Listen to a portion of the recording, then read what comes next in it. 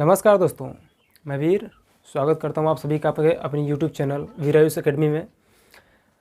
तो दोस्तों, जैसा कि कल एक इंट्रोडक्शन वीडियो गया था आप लोगों के पास 6-7 मिनट का था, उसमें हमने बताया था कि हम टारगेट करने वाले हैं, फिर से एक शुरुआत करने वाले हैं। कैमरा टूट चुका था और इस वजह से मैं वीडियो भी नहीं बना पा रहा था और कैमरा आ चुका है। ठीक है, तो यूपीएसआई एसएससी जीडी सामने वैकेंसीज़ है और लेखपाल भी है, अभी एग्ज़ाम्स होने वाला है। ठीक, जिसमें से एसएससी जीडी में खुद सिलेक्टेड हूँ। ठीक है, और यूपीएसआई के लिए भी अपने पास रामबाण है और लेखपाल के लिए भी। ठीक, मैं जो भी चीज़ें यहाँ पे बताऊँगा, चाहे हिंदी बताऊँ, चाहे मैथ, रीजनिंग, कुछ भी, चाहे जो भी चीज़ें यहाँ पे बताऊँगा, ध्यान रहे कि वह सिर्फ एक ही बार बताऊँगा।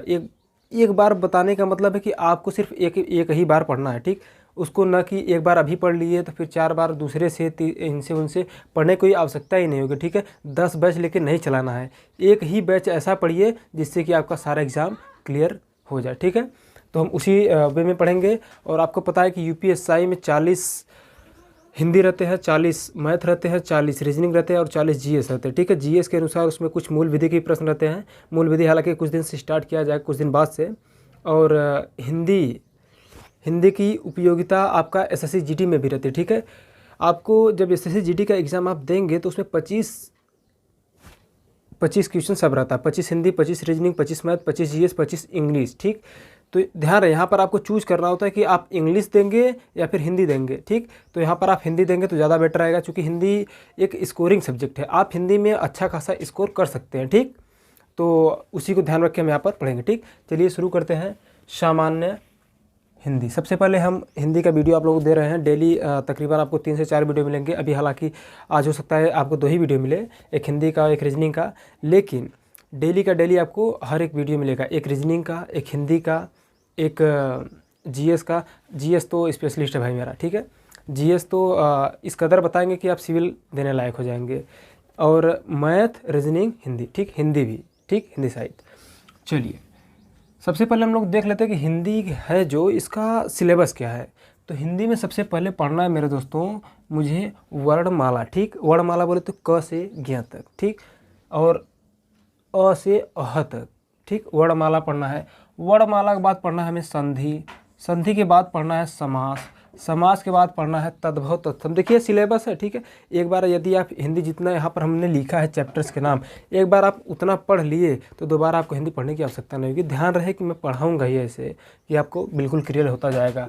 मुहावरा एवं लोकोक्ति, अनेक शब्दों के लिए एक शब्द, अलंकार, रस, छंद, संज्ञा, सर्वनाम, क्रिया, विशेषण, वाच्य, काल, अव्यय, उपसर्ग एवं प्रत्यय, साथ में निपात पढ़ना होगा। ठीक है, लिंग, वचन एवं कारक भी पढ़ेंगे हम लोग। ठीक, हो सकता है ज़्यादा तेज बोल रहा हूँ तो आप लोग वीडियो को रिवाइज करके देख लीजिएगा, वीडियो तो हमेशा के लिए पढ़ाएगा। ठीक है, चलिए फिर बोली, कौन कौन सी बोली बोली जाती है। ठीक, उसके बाद वर्तनी शुद्धिकरण, वाक्य शुद्धिकरण, विराम चिन्ह पढ़ेंगे, क्रमबद्धता पढ़ेंगे, रिक्त स्थानों की पूर्ति भी पढ़ेंगे, साथ में पत्र लेखन और हिंदी साहित्य भी हम लोग पढ़ेंगे। ठीक, ध्यान रखिए यहाँ पे जो इम्पोर्टेंट चैप्टर है शुरुआत में हमने लिखा है, हालांकि इम्पोर्टेंट तो सभी है। ठीक है, इम्पोर्टेंट सभी हैं। और जैसे आप लोग सोच रहे होंगे कि विलोम शब्द कहाँ गया, पर्यायवाची शब्द कहाँ गया, तो देखिए ये सब जो चीज़ें रटने वाली चीज़ें होती है। ठीक है, एग्जाम के कुछ दिन पहले, 4-6 दिन, 8 दिन, 10 दिन पहले रटने वाली चीज़ें होती है। लेकिन ये सब भी जो चीज़ें हैं, वर्णमाला, संधि, समास, तद्भव तत्सम,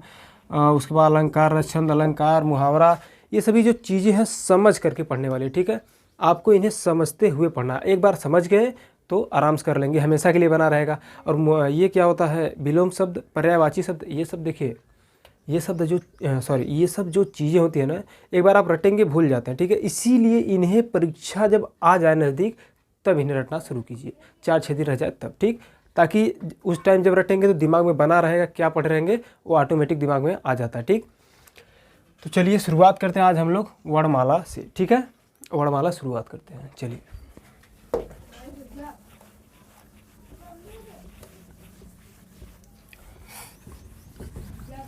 देखिए, आप सभी बस एक कंटिन्यूटी बना के पढ़िएगा। जो आपका फीडबैक होगा, अच्छा होगा तो भी, बुरा होगा तो भी, खराब होगा तो भी। ठीक है, जो भी हो हमें अपना फीडबैक आप लोग ज़रूर दिया करिए। ठीक है, दीजिएगा। चलिए हम लोग पढ़ते हैं वर्णमाला। क्या, वर्णमाला। देखिए इसको अगर आप डिफाइन करेंगे तो वर्ण होगा और प्लस माला। माला जानते हैं आप? देखिए, माला किसी भी चीज़ का जो समूह होता है गूंथ देते हैं। जैसे फूल देखे हैं, अगर आप फूलों को एक एक लिए रहेंगे तो उसे कहेंगे फूल है, ठीक। लेकिन यदि उन्हीं फूलों को गूंथ देंगे किसी धागे में तो क्या हो जाता है? माला हो जाता है। तो इसी प्रकार से जैसे वर्ण है, ठीक, ध्यान दीजिएगा, वर्ण क्या है? हिंदी भाषा का सबसे छोटा इकाई है। सबसे छोटी इकाई है क्या? सबसे छोटी इकाई है क्या? वर्ण, ठीक है। यह है वर्ण की परिभाषा, या फिर वर्ण किसे कहते हैं? हिंदी भाषा का सबसे छोटी इकाई है क्या? वर्ण। पूछता है, वर्ण या अक्षर कह सकते हैं, ठीक है, वर्ण या अक्षर। पूछता है कि हिंदी भाषा का सबसे छोटी इकाई क्या है? तो क्या है? वर्ण है, ठीक। चलिए, वर्ण जैसे क, ग, घ, च, झ, ट, ये सब क्या है? वर्ण है, ठीक है, ज्ञ तक हमारा, ठीक। लेकिन आप लोग कहेंगे सर ये तो आप गलत लिख रहे हैं, ठीक। तो अभी सही कैसे होगा? आप देखिए वर्णमाला को, ठीक है। वर्णमाला क्या होता है? देखिए, वर्णमाला जो होता है, हमने बताया कि एक सुव्यवस्थित रूप से जब इसी को रख देंगे तो उसे वर्णमाला कहेंगे। जैसे ऐसे लिख लीजिएगा, जब हम इन वर्णों या अक्षरों को एक क्रमबद्ध तरीके से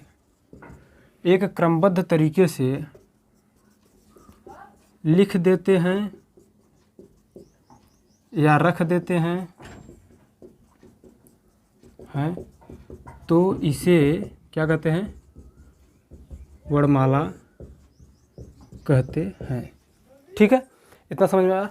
कैसे लिख देते हैं समझिएगा। यहाँ पे नीचे स्पेस थोड़ा सा कम, देखिए, जैसे क हो गया, ख, ग, घ, अंग, च, छ, ज, झ, ञ, ट, ठ, ड, ढ, अड़, त, थ, द, ध, न, ठीक है। इसी प्रकार से जब एक क्रम रूप से लिख देंगे तो ये क्या हो जाएगा? वर्णमाला हो जाएगा, ठीक है। चलिए मिटाते हैं इसको। अब हम लोग देखते हैं वर्णमाला के प्रकार, ठीक। क्या वर्णमाला के प्रकार? देखिए, आप लोग आराम से इसको लिखते जाइएगा, ठीक है। वर्णमाला आराम से भी पढ़ाएंगे। हो सकता है आज का क्लास थोड़ा सा छोटा हो, लेकिन कल से जो क्लासेस होंगी तकरीबन आधा घंटा या 40 मिनट का होगा, ठीक है। तो अभी हम लोग देखते हैं वर्णमाला का विभाजन कर देते हैं, ठीक है। वर्णमाला का विभाजन करके हम लोग पढ़ते हैं। देखिए, अगर हम तेज़ जा रहे हैं तो कमेंट करके बताइएगा, हम स्लो हो जाएंगे। नहीं तो अगर ज़्यादा तेज़ जा रहे होंगे तो अगर इस वीडियो में न समझ में आया तो कैसे क्या करेंगे? आप वीडियो को दोबारा रिपीट करके देख लीजिएगा, ठीक है, दोबारा रिपीट कर लीजिएगा। चलिए, अब ये वर्णमाला का विभाजन करते तो वर्णमाला का विभाजन हम 3 प्रकार से कर लेते हैं, ठीक। कितने प्रकार से? 3 प्रकार से। कौन कौन? स्वर, अयोगवाह और व्यंजन में, ठीक है। स्वर में, अयोगवाह में और व्यंजन में, ठीक। अर्थात हम कह सकते हैं कि वर्णमाला को हम 3 भाग में बांटते हैं या फिर 3 प्रकार से तोड़ते हैं, स्वर में, अयोगवाह में और व्यंजन में, ठीक। अब स्वर को भी हम 4 भाग में तोड़ते हैं। कैसे कैसे देखिएगा। स्वर को पहला तोड़ते हैं ह्रस्व स्वर में। ह्रस्व स्वर मतलब छोटा होता है, ठीक। ह्रस्व स्वर, दीर्घ स्वर, संयुक्त स्वर और चौथा प्लुत स्वर में। देखिए, अगर आपने पढ़ा है तो अच्छी बात है, नहीं पढ़ा है तो भी अच्छी बात है। यहाँ पर एकदम मैं इस प्रकार से बता रहा हूँ कि आपको अभी कुछ नहीं आता, ठीक। इस प्रकार से बता रहा हूँ कि आपको अभी कुछ नहीं आता है, तो वीडियो को बार अगर ना समझ में आए तो रिपीट कर लीजिएगा, ठीक है। पीछे जाके फिर से देख लीजिएगा वीडियो को, लेकिन ध्यान रहे मैं वही चीज़ें पढ़ा रहा हूँ जो आपके काम की चीज़ें हैं, ठीक है, फालतू की चीज़ें नहीं, ठीक। स्वर कितने प्रकार की होती है? 4। ह्रस्व स्वर, दीर्घ स्वर, संयुक्त स्वर और प्लुत स्वर। अब आते हैं व्यंजन पर, ठीक है। व्यंजन पे अगर देखेंगे तो 5 प्रकार के होते हैं। कौन कौन से? स्पर्श व्यंजन,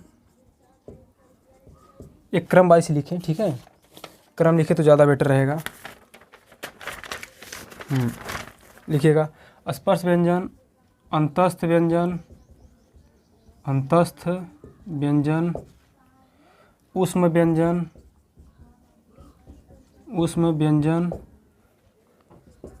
संयुक्त व्यंजन, संयुक्त व्यंजन और द्विगुण व्यंजन। क्या? द्विगुण व्यंजन, ठीक है। देखिएगा ये अयोगवाह क्या होता है, अयोगवाह के बारे में अभी हम बात करेंगे। अयोगवाह जैसे अंग और अह शब्द है ना, स्वर जो हम लोग अ से अह तक पढ़ते हैं, ठीक है, इसमें अंग और अह यही दो अयोगवाह के अंतर्गत आते हैं। तो सबसे पहले हम लोग क्या पढ़ेंगे, स्वर को। स्वर के अंतर्गत ह्रस्व स्वर, दीर्घ स्वर, संयुक्त स्वर और प्लुत स्वर को पढ़ेंगे, उसके बाद अयोगवाह, फिर व्यंजन, ठीक है। आइए स्वर पर आगे बढ़ते हैं हम लोग।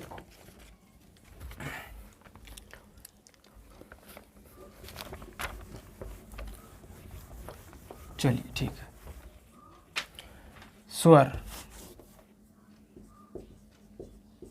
स्वर किसे कहते हैं, ठीक। स्वर जिनका उच्चारण हम आसानी से या स्वतंत्र रूप से कर सके उन्हें क्या कहते हैं, स्वर कहते हैं। जिनका उच्चारण हम स्वतंत्र रूप से कर सकते हैं उसे स्वर कहते हैं, ठीक है, उसे स्वर कहते हैं। अर्थात यहाँ पर हम यह कह सकते हैं कि स्वरों के उच्चारण में कोई बाधा उत्पन्न नहीं होती है, ठीक है। स्वर क्या होता है, जिनका उच्चारण हम आसानी से कर सकें या फिर स्वतंत्रता पूर्वक कर सकें, अर्थात जिनके उच्चारण में कोई बाधा उत्पन्न न हो, उन्हें क्या कहते हैं, स्वर कहते हैं, ठीक। स्वर कौन कौन से स्वर होते हैं देखिएगा, लिखिए स्वर कुल 11 होते हैं। कितने? कुल 11 स्वर होते हैं, कुल 11 स्वर होते हैं। लिखिएगा अ, आ, छोटी ई, बड़ी ई, उ, बड़ी उ, री, ए, ऐ, ओ, आओ, ठीक है। कितना हुआ गिनिएगा, 1 2 3 4 5 6 7 8 9 10 और 11। अर्थात हमारे कुल कितने स्वर हैं, 11 स्वर हैं। इन्हीं 11 स्वर में से कुछ ह्रस्व स्वर हैं, कुछ दीर्घ स्वर हैं, कुछ संयुक्त स्वर हैं और कुछ प्लुत स्वर हैं। सॉरी, इसमें प्लुत स्वर नहीं है, ठीक। प्लुत स्वर क्या होता है उसको अभी हम डिफाइन कर रहे हैं। चलिए, तो सबसे पहले हेडिंग डाल लीजिए आप लोग, ह्रस्व स्वर, ठीक है। स्वर हो गया ना, इसको लिख लीजिएगा आप लोग, इसको लिख लीजिएगा। स्वर, हमने बताया कि आपको स्वर कितने प्रकार का होता है, 4 होता है। कौन कौन सा? ह्रस्व स्वर, दीर्घ स्वर, उसके बाद क्या था, संयुक्त स्वर,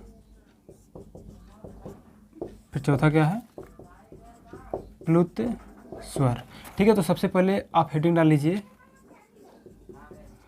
ह्रस्व स्वर। क्या? ह्रस्व स्वर। ह्रस्व माने क्या होता है, छोटा, ठीक है। ह्रस्व माने होता है छोटा। लिखिएगा, जिन स्वरों के उच्चारण में कम समय लगता है उन्हें ह्रस्व स्वर कहते हैं। कम मतलब छोटा, ठीक है। जिन स्वरों के उच्चारण में कम समय लगता है उन्हें हम क्या कहते हैं, ह्रस्व स्वर। लिखिएगा, जिन स्वरों के उच्चारण में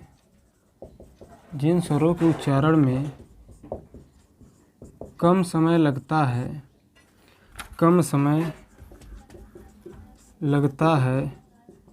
उसे ह्रस्व स्वर कहते हैं, ठीक है।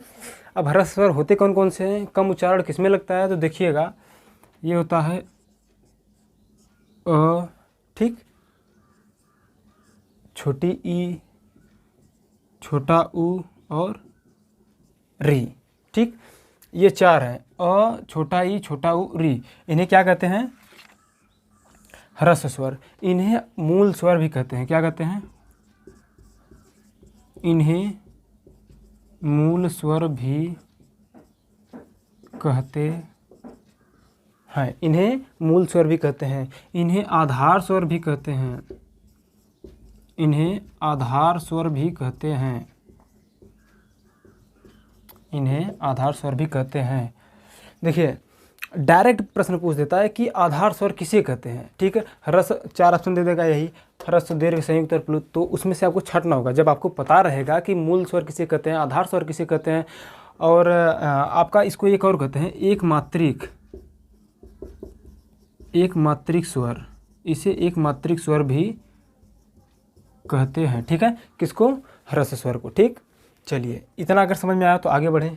एक मात्रिक स्वर, आधार स्वर है, मूल स्वर। मूल स्वर किसे क्यों कहते हैं इसको, क्योंकि और जो अन्य स्वर हैं उनका निर्माण इसी से हुआ है, इन्हीं चारों से। किससे, अ, ई, उ, री से, ठीक। इन्हीं चारों से मिल करके अन्य जो स्वर हैं उनका निर्माण हुआ है। कैसे हुआ है अभी हम लोग यहाँ पर देखेंगे दीर्घ स्वर में, ठीक है। अगर इतना हो गया हो तो आगे बढ़े।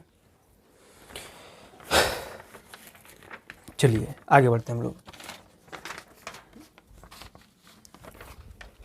बताएं, चलिए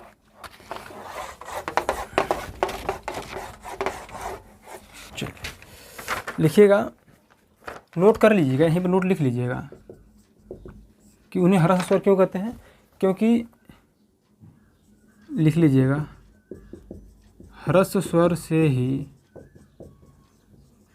अन्य सभी स्वरों का निर्माण होता है, ठीक है। ह्रस्व स्वर से अन्य सभी स्वरों का निर्माण होता है। अब हेडिंग डाल लीजिए दीर्घ स्वर। क्या है, दीर्घ स्वर। दीर्घ स्वर क्या होता है दोस्तों, कि ऐसा स्वर जिनके उच्चारण में अधिक समय लगता हो, ठीक है। ह्रस्व स्वर का दुगना समय लगता हो, अधिक समय लगता हो, या ह्रस्व स्वर का दुगना समय लगता हो। जैसे हम लोग पढ़ते थे अ, ई, उ, री, ठीक है। इसको आसानी से पढ़ ले रहे थे। लेकिन जब हम दीर्घ स्वर पढ़ेंगे, दीर्घ स्वर मतलब क्या होता है, जिसका उच्चारण करने में अधिक समय लगे। जैसे आ, उसके बाद उ, ई, सॉरी पहले ई होगा, उ होगा, ठीक है। तो जिनका उच्चारण करने में अधिक समय लगे या फिर ह्रस्व स्वर का दुगना समय लगे, उसे क्या कहते हैं, दीर्घ स्वर कहते हैं। लिखिएगा, इसका परिभाषा रूप से लिखिएगा, जिन स्वरों के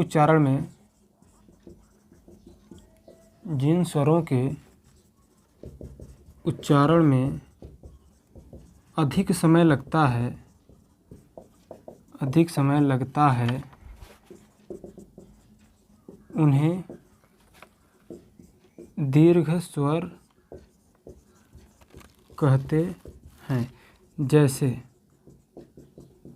जैसे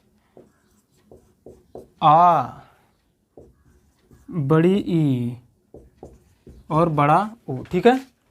आ, बड़ी ई और बड़ा ऊ।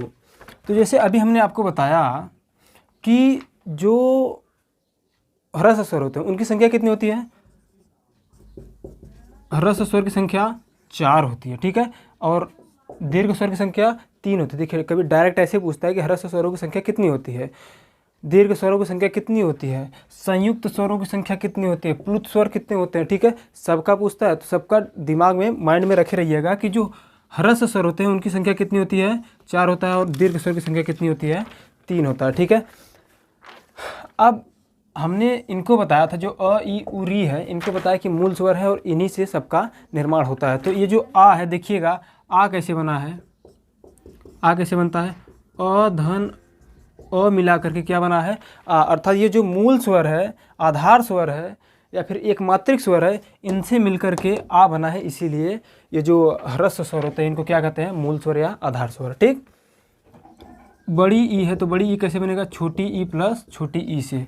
बड़ा ऊ है कैसे बनेगा, छोटा ऊ धन छोटा ऊ मिला कर क्या बन जाएगा, बड़ा ऊ। ठीक है, इसीलिए इन्हें क्या कहते हैं, दीर्घ स्वर। या फिर हमने यही आपको बताया कि जिसके उच्चारण में ह्रस्व स्वर का दुगना समय लगता है। दुगना समय क्यों लगेगा, क्योंकि देखिए अ धन अ, अगर हम केवल अ कहेंगे तो कह के हट जाएंगे, लेकिन जो दीर्घ स्वर है, दीर्घ स्वर में इनका जो 2 बार मिलन हो रहा है, अर्थात अ प्लस अ कर रहे हैं तब जाके आ मिल रहा है, अर्थात 2 बार कर रहे हैं ना, इसीलिए कहते हैं कि जब ह्रस्व स्वर का दुगना समय लगे तो उसे क्या कहते हैं, दीर्घ स्वर कहते हैं। ठीक है, चलिए अब आते हैं संयुक्त स्वर पर।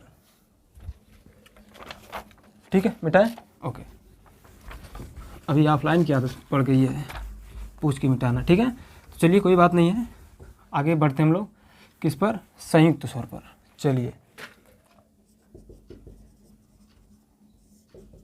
संयुक्त स्वर पर, चलिए ठीक है, लिखिएगा।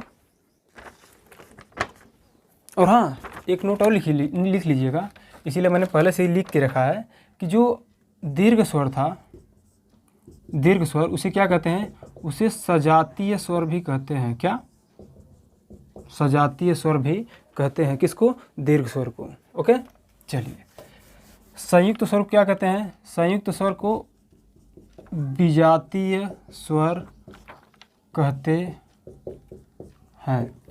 ठीक है, विजातीय स्वर भी कहते हैं। जो दीर्घ स्वर था, ठीक है, हमने देखा कि आ का निर्माण कैसे हुआ था, अ धन अ से। बड़ी ई का निर्माण कैसे हुआ था, ई धन ई से। अर्थात हम यह कह सकते थे कि वहाँ पर जिनके उच्चारण में अधिक समय लगता हो उन्हें क्या, उसको क्या कहते हैं, दीर्घ स्वर, और जिनके उच्चारण में कम समय लगता है उन्हें क्या कहते हैं, ह्रस्व स्वर। लेकिन यहाँ पर हम दीर्घ स्वर का एक और परिभाषा दे सकते हैं। क्या दे सकते हैं कि एक ही जात के स्वरों से जिसका निर्माण होता है, ठीक, एक ही जात के स्वरों से जिन स्वरों का निर्माण होता है उसे क्या कहते हैं, दीर्घ स्वर। एक ही जात के, ठीक है, देखिए ये भी अ है, ये भी अ है, ठीक, एक ही है ना, तो एक ही जात के स्वरों से जिन स्वरों का निर्माण होता है उन्हें क्या कहते हैं, दीर्घ स्वर कहते हैं। अब आते हैं अपने संयुक्त स्वर पर, विजातीय स्वर जिसे कहते हैं। इसे क्या कहते हैं, विजातीय स्वर कहते हैं। इसे विजातीय स्वर क्यों कहते हैं, क्योंकि यह अलग अलग जात के स्वरों से मिलकर बना होता है। क्या, ठीक है, किसको, संयुक्त स्वर। संयुक्त स्वर क्या कहते हैं, विजातीय स्वर भी कहते हैं। संयुक्त स्वर जो होता है कि अलग अलग जात के स्वरों से मिलकर बना होता है, इसीलिए इसे क्या कहते हैं, विजातीय स्वर कहते हैं। संयुक्त स्वर की संख्या कितनी होती है, 4। इसको भी नोट कर लीजिएगा। संयुक्त स्वर की संख्या कितनी होती है, 4। कौन कौन सी होती है, ए ऐ ओ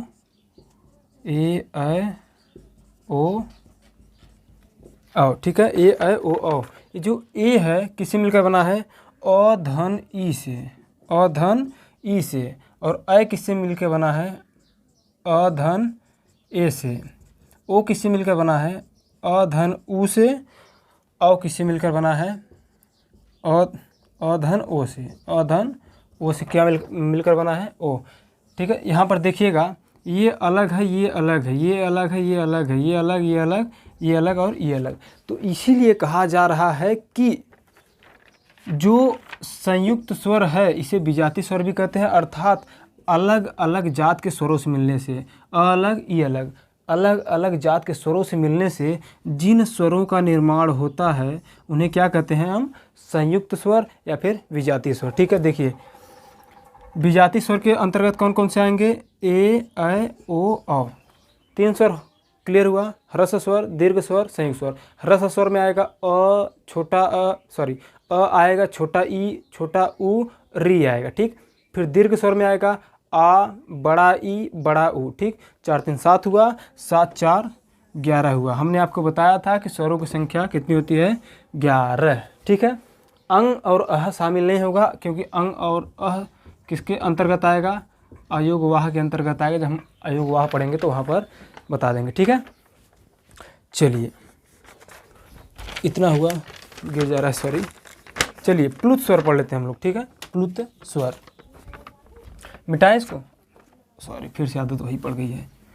प्लुत स्वर देखिए, अभी शुरुआती दौर है। ठीक है, बहुत दिन से बंद हुआ था, अब इतने दिन बाद फिर से शुरू किए हैं तो थोड़ी सी परेशानियाँ हो रही हैं, लेकिन 1-2 दिन में ये भी क्लियर हो जाएगा, ठीक है, डोंट वरी।